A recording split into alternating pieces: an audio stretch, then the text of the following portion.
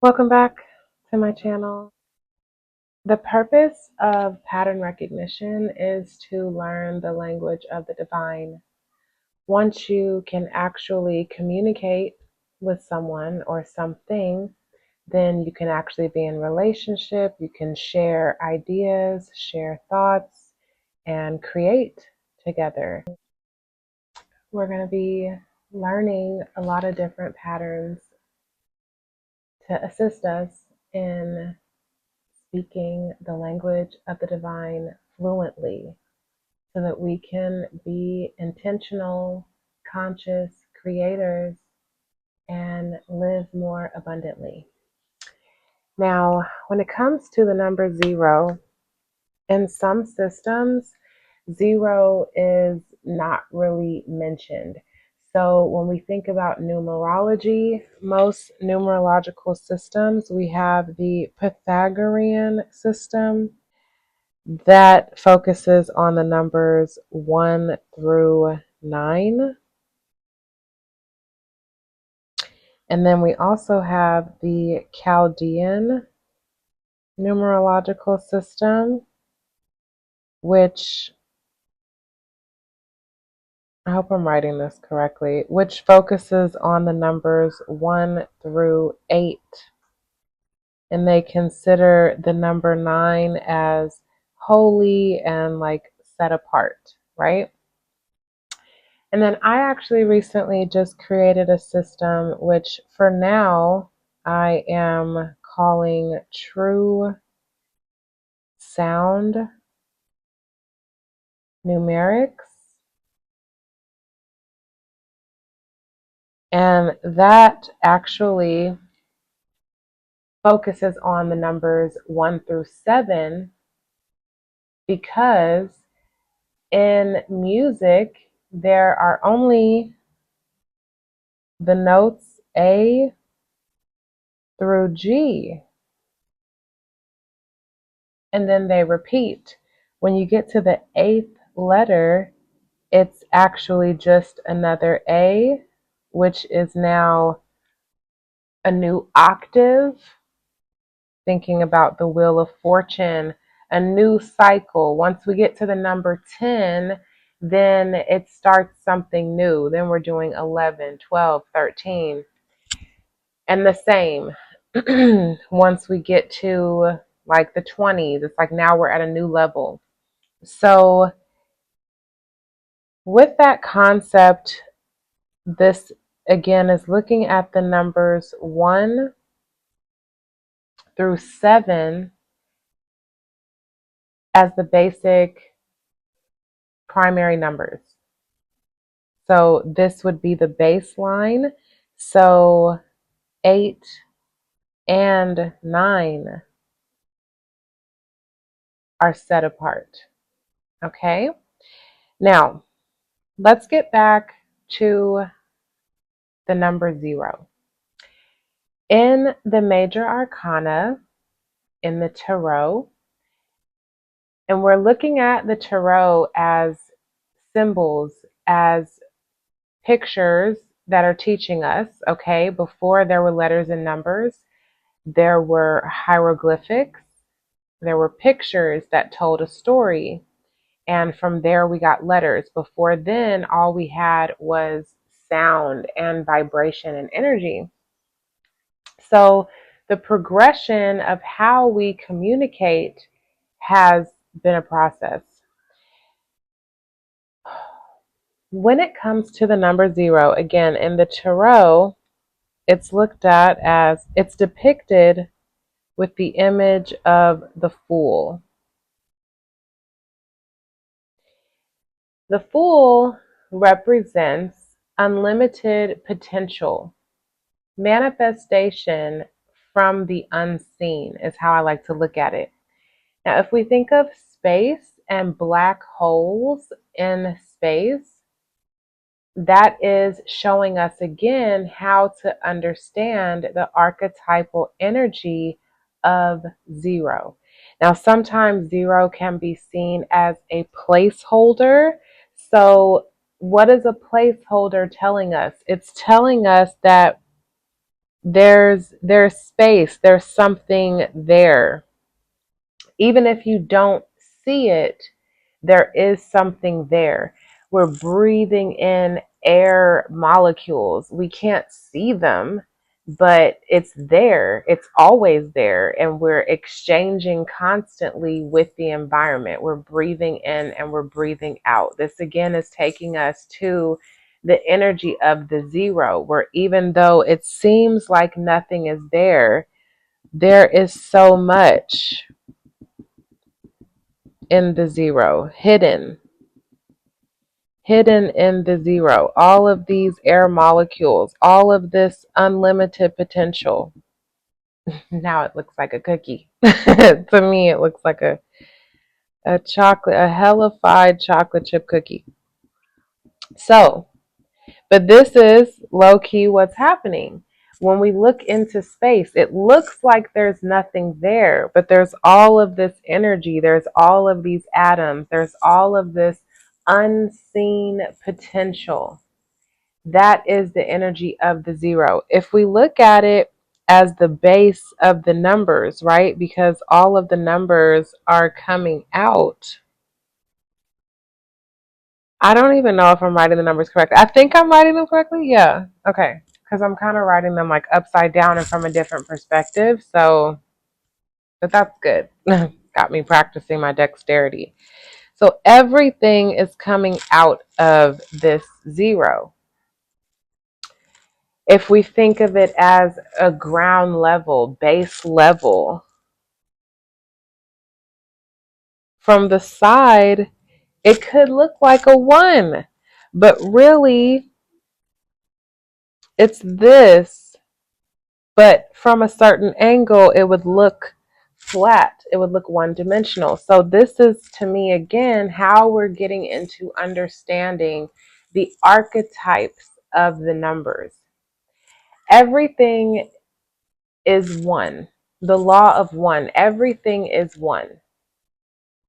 Our bodies, space, nature, the trees, everything. Everything looks like an individual, but it's really within this space. The manifestation comes out of the unseen. So even if we think about where zero came from, it's only like we're defining the space with this line. Everything in the universe is lines and curves. When you think about the binary code of computers, zeros and ones, zeros and ones. Okay? So everything comes out of the unseen. So even for us to know the zero, before that, it was only the space. The zero is defined space. Now you can actually see some sort of a form from the formless.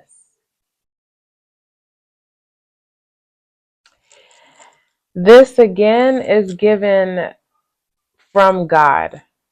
I equate this even to like the faith of a mustard seed. It's like, I mean, we could look at it as, yes, we created ourselves, but the seed, everything unseen, where did we get it from? So we have the unseen, and now we can actually see it in a form. It's been defined. The magician is the one who knows that they have everything that they need. I think I'm just going to split this video up so that we can just keep talking about it, or I'm not sure. We can just keep going with the numbers, honestly. So we see where zero has come from. We see how we get to one. The one who was able to see everything. That's the magician. We're relating this to the archetype of the tarot because it's easy to see the pictures. Okay? So the one which makes me think of the Matrix, Neo, the one who eventually we're going to see as the nine.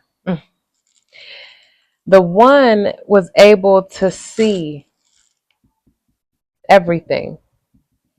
In the tarot, the magician has every element on the table: the sword, the wand, the pentacle, the cup, all four elements. And then there's an infinity halo above the magician's head. Infinity. He's holding a white candlestick.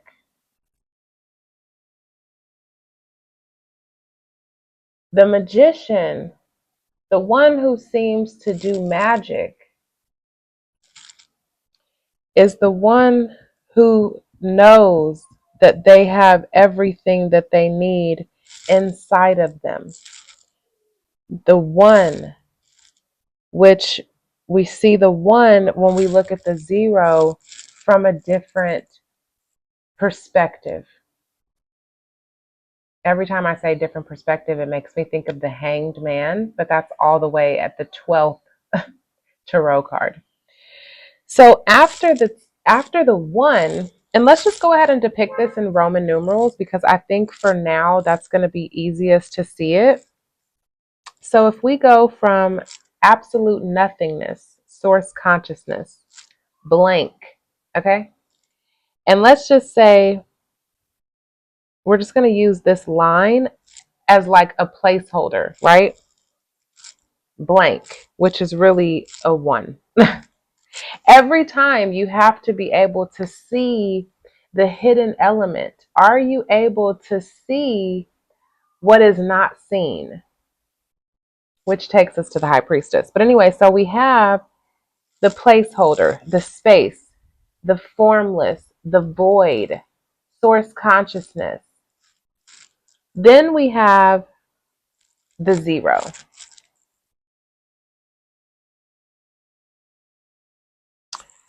Then we got the one. Now, with your spiritual eyes, there's already something to be seen in that. Now, when we get to the two, again, we're going to depict this in Roman numerals. The two, high priestess energy, the one who can see through the veil, ultimate perception, the one who can see what's hidden. You could think of that as another type of sorceress, if you would, that people would say is like demonic or evil, but is it really? Or is it just someone who can perceive something that other people cannot? Is that evil? Or is that a skill? Is that a divine skill? So the two, which is really like a double magician, you could look at it as an 11 as well. Again, perspective. Now there's a magician, and then there's space, and then there's another magician. To me, I like to look at this as a light that's getting brighter. Now, let's look at that depicted further as the three. Look at how it's as if this light is growing.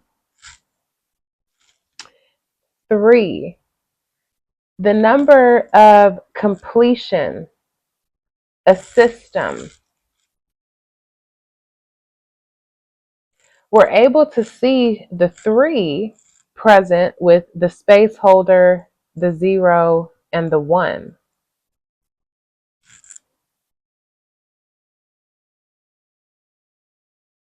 The formless, the formed, and the one who is aware of both.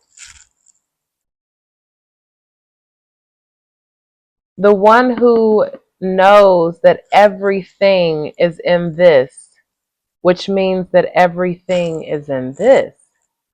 So the light is getting bigger. We're able to see. Now we can see the formless. Now we are manifesting with it. Now the formed has become a thing.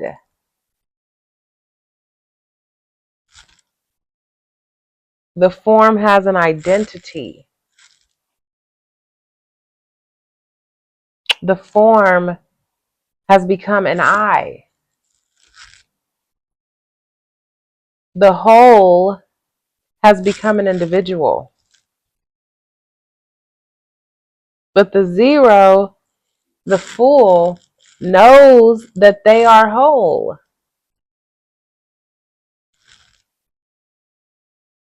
They were able to perceive their wholeness with nothing to prove it. When there's nothing there, how are you able to prove that it's something? But then when you circle it, when you define the space, okay, now we know there's something in it. We know that there's something within. Now we have an in and an out. Now we have an inside and an outside.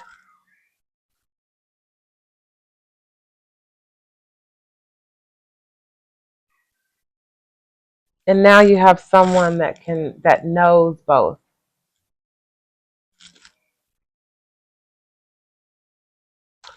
That someone that knows both perceives the nothingness, perceives the space in between.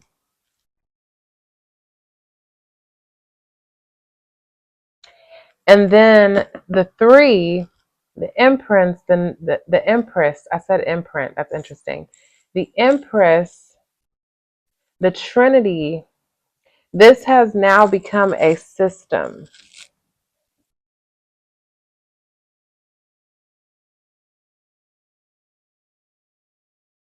Look at how the light is getting brighter. One light, two lights, three lights. But honestly, I'm even this being the light. This is the sun. The light that came out of darkness. The shadow, the light, the individual. The evil one. The good one. The human. The devil. God. Man. Interesting how the shadow can be seen as evil when you don't perceive it as light. When you're unable to see the light that is darkness. Later on, we'll connect this to colors, like the primary colors of the rainbow. This is violet. This is indigo. So there's something very unique about just 0, 1, 2, and 3. 0 through 9 is in here. But it's formless. You can't see it yet. So then the light starts to get bigger. We get to the 4, which takes us to Emperor energy. This is where identity, this is where structure, this is where the formed has an identity. This winds up connecting to music even with the isosceles triangle. We have the C major scale, we have C sharp, and we have C flat. But a C flat is really a B. So it's interesting how the Trinity of God is. There's like this unseen aspect always. The 4 is where we start to take on our identity. And the 4 is also where spiritual testing begins to take place, because the V actually is the Hierophant. Anytime you see a V, which it always starts at the 4 in the Roman numeral, The V represents spiritual testing. We have the Emperor, we have the Hierophant, the Lovers, the Chariot, the Strength, the Hermit,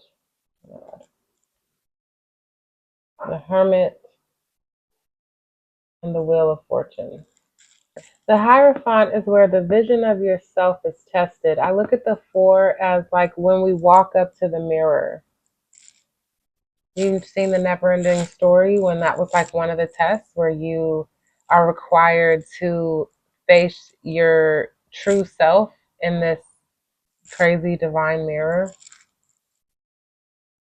So the Fool is walking this journey, and then when we come to the 4, this is the first time that you see yourself in this mirror.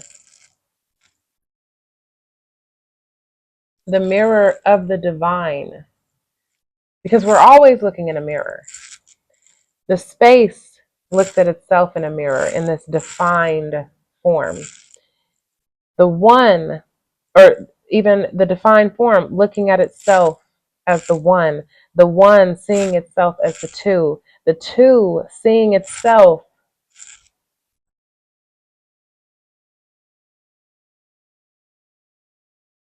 constantly seeing yourself. There's a reflection. Now, the 4 and the 6 are perfectly mirrored. But then you have the actual mirror. And this is taking me to like the divine, to consciousness. There's something significant about the 0, the 5, and the 10. This is where the divine is really showing itself. This is when we look in the mirror. This is where we're reminded of God. A testing point where you're reminded of God. The 0, when it seems like nothing is there. The 5, like looking at yourself through the reflection of the divine. And then the 10, the Wheel of Fortune, which is divinely orchestrated. Like it's these 3 points, and it's always a trinity when it comes to divine, which is a complete system. There's these 3 points where you are required to be tested. The level up, the heart, the crossing. Like these are like, can you move forward? Are you able to move forward? So the 4, you're walking up to that mirror, man. The Emperor, someone who knows who they are, authoritative, sure of their identity. The 4 is where the identity is formed. The 5 is where that identity is tested. Does it reflect the divine? Has the identity that you have chosen for yourself, does it match?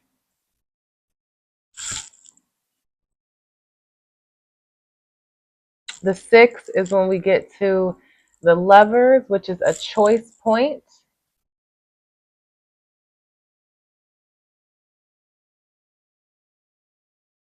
Do you choose your ego? Do you choose a false image of yourself? Or do you choose the identity that is true for you, that is divine?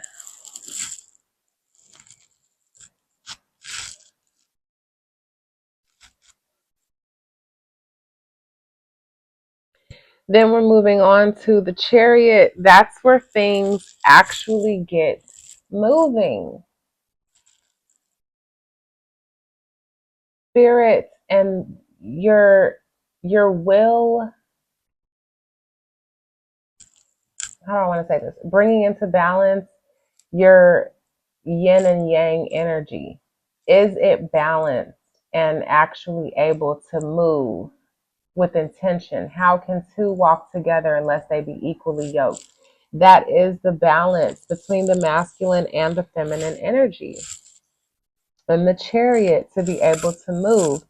So that is completion. That's the basics. That's the basics of how you get moving. And in creation, we see that repeated with the number 7 constantly. We see 1 through 7 presented in music, in the notes and music on the piano. We see that in the chakra system. We see that with the 7 traditional planets of astrology. We see that with the 7 studies of liberal arts, which are the 7 ways to study the divine. They're the basics. In astrology as well, there's 7 basic principles to understand. It's the building blocks. 1 through 7 are the building blocks. That's your baseline. That's your foundational level of learning, is 1 through 7. Understanding magician through chariot. How do you get moving? Then when we get to the 8 and to the 9, these are advanced. This is advanced. This is where we get into the 8 energy. That's karmic energy. That's strength energy. That's courage. That's endurance. That's discipline. That's repetition. The 8, the infinity loop. Repetition, strength, discipline, self-mastery is presented in the 8. And then when we get to the 9 and the 8 also, that's where we transform. The 8th house, Scorpio traditionally rules the 8th house. In traditional astrology, Scorpio rules the 8th house. Death, transformation, being reborn. This is where we're alchemizing. The 9 is when we get into spiritual leadership, the hermit, the light bearer, the one who carries the light in service to others. Each one of these archetypes has its shadow side, which our shadows are not bad, but we have to understand our shadows in reference to the whole system because it is a part of it. But it seems like the one part that people don't necessarily want to look at. And if you look at like in front of you being the mirror, but behind you being the shadow, it's like in every step forward, the position behind you becomes the shadow, becomes the dark side. When we think of the expression, the dark side of the moon, the immediate position behind you, anything behind you is in your shadow. It's in the past. It's in the dark. It's overcasted. So understanding each archetypal energy of the number and also its shadow, understanding the seen and the unseen aspect is crucial in life. Speaking the language of the divine is seen and also unseen. And there's that space in the middle. When we think about going back to the music reference, C flat, when you look at it on a piano, C flat is really a B. So we are calling it C flat, but that's the unseen aspect of B, is it is a C flat. This is seeming kind of advanced, but I hope that you're keeping up. And these are the things that why we are meant to explore the Creator through creation. There are religious people, people that only think that you can learn about God by reading a book that someone else wrote, that someone else perceived and received from spirit, from the divine, and did the work to put it into physical writing, did the work to edit it and present it as a physical manifestation. That is the nature of God. I call those things that be not as though they were. To be able to take something from its unseen state and bring it into full manifestation, which is really just 3 steps. The Trinity, the system of God. It goes from the unseen to the seen.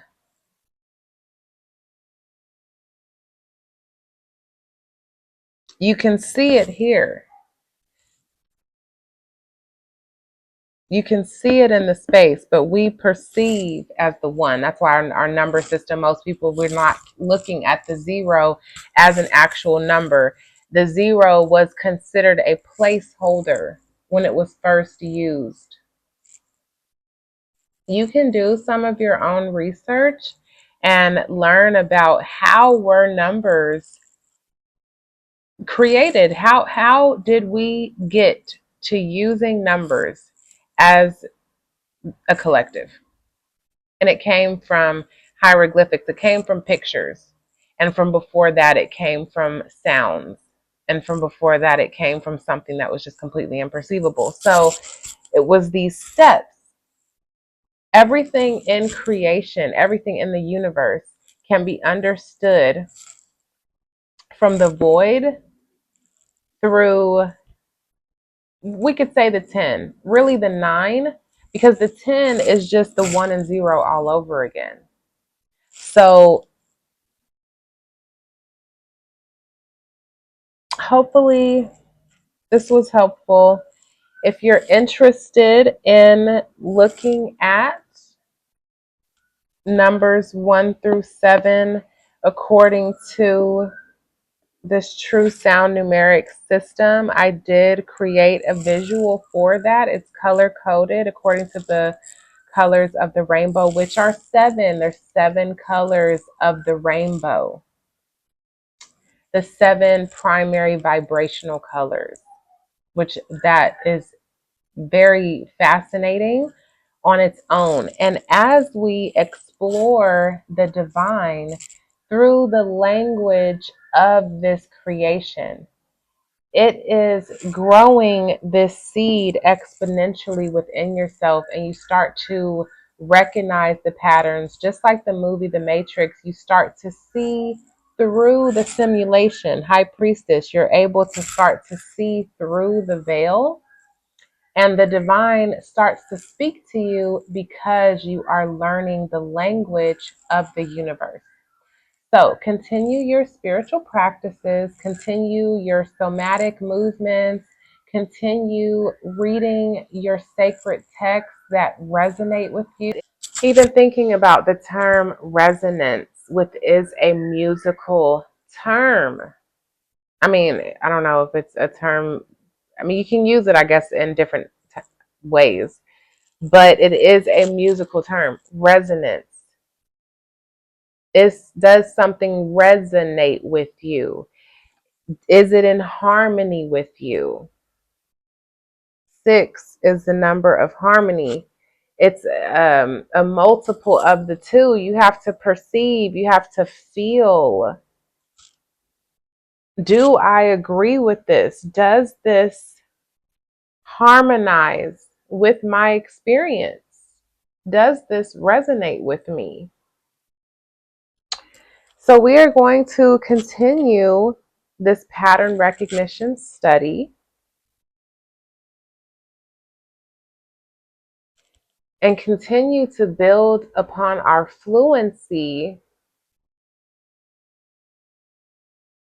in the language of the divine, which Let's just remind ourselves, one day you're going to be able to say this by heart. We have the trivium of the study, which is the 3 of grammar, logic, and rhetoric. These studies here are basically an unseen principle. When it comes to logic and rhetoric and formulating, it's something that's happening in the invisible. No one can see you thinking except for people who are highly empathic, and they can just they can see it on your body, like that you're thinking. They can see it in your face, your body language, right? That is Pentacles energy. That's earth energy. That's how we can speak through our bodies, right? Because each of the elements, it has its own language. So thinking, emotions, spiritual, as well as the body, all have seen and unseen aspects to them. Everything in the universe is like that. Duality, polarity. There's a yin and a yang for every single thing. Every time. It says in the Bible, male and female created he them. That's before we even talked about a man and a woman. Male and female is talking about the masculine and the feminine principle that is present in every single thing in creation. That is an aspect of God. It is masculine and it is feminine, and it has a center. It has a fulcrum. It has a hinge. It has a heart that connects the two. This is repeated in so many different aspects, okay? So the 3 of the 7, which is Empress energy, the nurturing energy, the feminine energy, the yin, the receptive, is in grammar, logic, and rhetoric, which is hilarious because the masculines think it's like, oh, logic, logic, logic. It's within the 3. Then we have the 4, the quadrivium, I believe it is, which is mathematics, geometry, astronomy, and music. The building blocks of how we learn about the divine and how we learn to divine. Divination, which is not an evil practice. It's being able to communicate with source energy. And there are very practical ways that you can do that. Now, even hidden in the 7 would be another 7. So there's complementary practices to even these 7, which would make 14. That's temperance energy. That is divine balance. So 7 almost seems incomplete. It's not easily divisible by 2. But again, being able to perceive the other side, being able to perceive the mirror, being able to perceive the reflection, even when it's not presented to you, even when it's not in physical form. Are you able to perceive it? Are you able to intuit it? High priestess energy. That is spiritual maturity, to be able to see through the veil and to practice that, to strengthen your intuition. And even if we just think of the numbers, the strength, 8, that repetition, to strengthen your intuition. Or I guess we could look at it as 28. But to strengthen your intuition, it could go both ways, right? That's an expression. It could go either way. That is the nature of the divine. It could go either way. It could be looked at as dark. It could be looked at as light. How do you perceive it? How do you identify it? That's the 4. Emperor energy. What do you say it is? My mom told me that if she couldn't tell me anything else in life, she would tell me to ask God for wisdom and discernment. And it says in the Bible that God gives liberally to anyone who asks. If you want wisdom, let him ask of God, who gives liberally to all without finding fault. This is how we get closer to ourselves and to the divine. This is how we start to learn about the creator and the creation. And we are both. Thank you so much for sharing space with me. If this resonated with you, if you got something from this teaching, please like the video. You can share, you can comment, and I'm excited to dive into this more with you. I'm sending you so much love, and I will see you in the next one. Peace.